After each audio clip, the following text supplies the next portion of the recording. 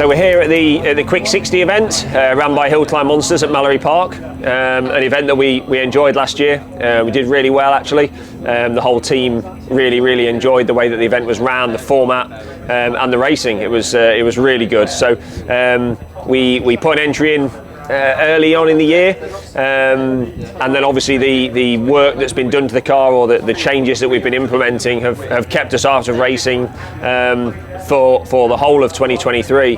But we'd put a real kind of target on making sure that everything was ready to arrive at the Quick 60 event this year, to try and retain our title in class and have another good event.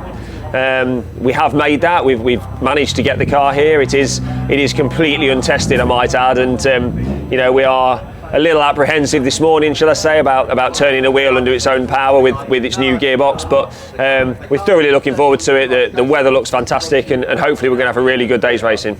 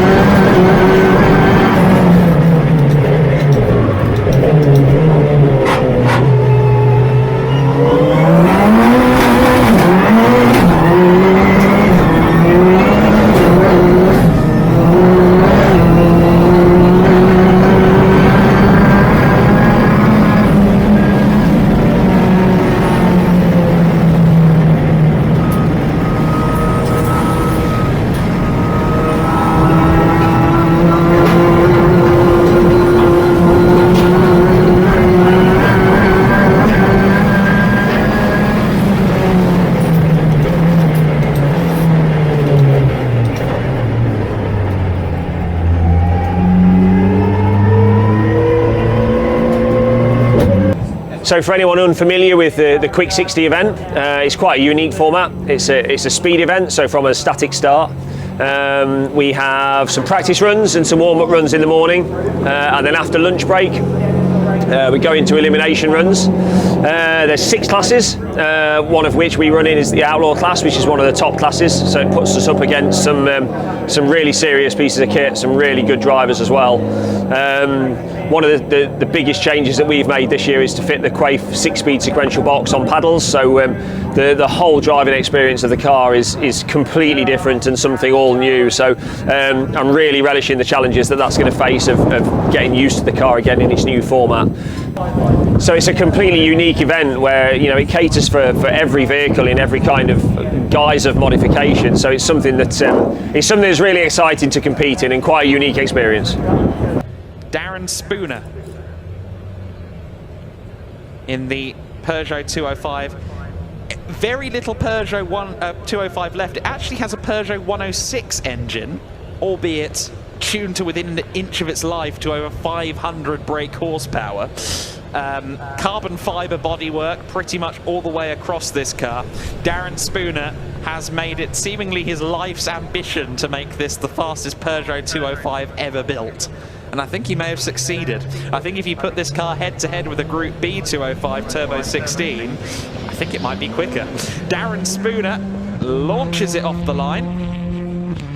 Again, front-wheel drive only this car, as you can see as it snakes its way off the start. He loses a bit of time compared to some of the four-wheel drives on the launch. Troy Tempest Offer is quicker off the line, but of course his car has less aero than this Spooner-driven 205, the Spooks Peugeot 205. That car, I would suggest, is a hot favourite to make it to the final 2 in this category. Troy Tempest Offer, he was rather more subtle about his ambitions. I think he doesn't expect to last too long. Let's see if he can make it into the top 4. Also out there on circuit, actually no, just 2 cars. No, we are running all 3, my apologies. Ilya Krylov is also out there in the Renault Clio that he lovingly calls Novichok. Darren Spooner in the 205 is also out there. This is the number 430 car.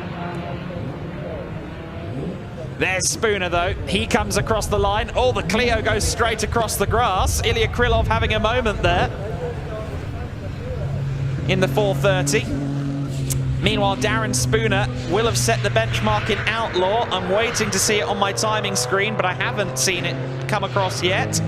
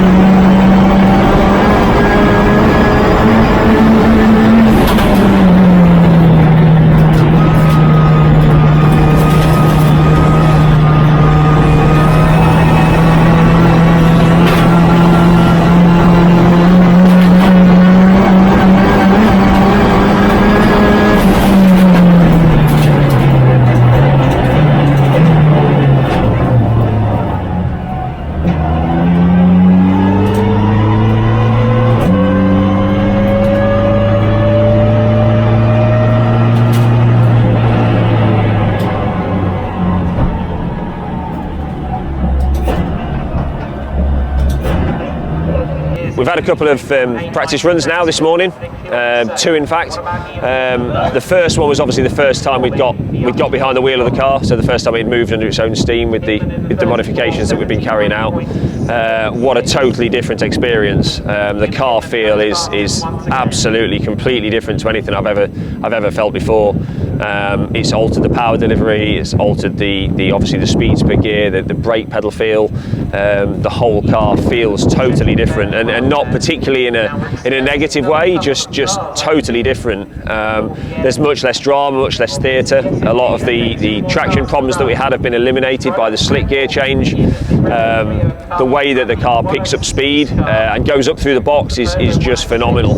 I think the potential unlock that we've created with this next set of modifications has been fantastic, and really starts to elevate the car on to be able to be possible of much greater things now. Run 2, I felt a bit more confident in the car, obviously getting used to the paddles, albeit a short course, you can gel with something that you've known for so long very quickly. So I think we're another second and a half, 2 seconds quicker, which ended up elevating us up to kind of 3rd overall. So, those sort of times straight out the box, straight out the shop are kind of exactly what I'd have dreamed of but not expected. So I think for the rest of the afternoon now we'll build on what we've done this morning, especially with race runs now. It really matters whether we go through or not. I think 60% obviously of people are going home after this next run, so we'll hone what we've learned this morning and just look to carry a hell of a lot more speed. Engine power will stay the same. We're only running 14-15 psi, so 400-ish horsepower. But obviously it's with the combination of the box and the extra speed that we've found through the modifications, it's happy enough at that for now. So yeah, really looking forward to this afternoon's runs, really looking forward to getting right at the pointy end of this whole event, and seeing what kind of upset we can cause with a little Peugeot 205. Dmitry Shribny in the Subaru BRZ launches it away, the all-wheel drive car, Subaru running train, rather it's a Subaru of course, Impreza running train is what I meant to say. So it's an Impreza drivetrain, Impreza engine at a hugely extensive state of tune. Even though the car itself looks rather sedate, it's you know, not bulging with aero and fins and wings, but it is very quick, as you can see. Dmitry Shribny in the number 7, powering his way towards the hairpin. This car has been to South Africa in Gymkhana Grid, the event pioneered by the late Ken Block. Shribny, with one of the most famous BRZs in the world, heads towards Gerard's to try and beat Ilya Krylov. A 74.34 is the target here. We seem to be running one by one these days. Here he comes. Big power from Shribny across the line. 74.34 is the target, and he beats the target. A 73.75. Dmitry Shribny beats the Clio of Ilya Krylov.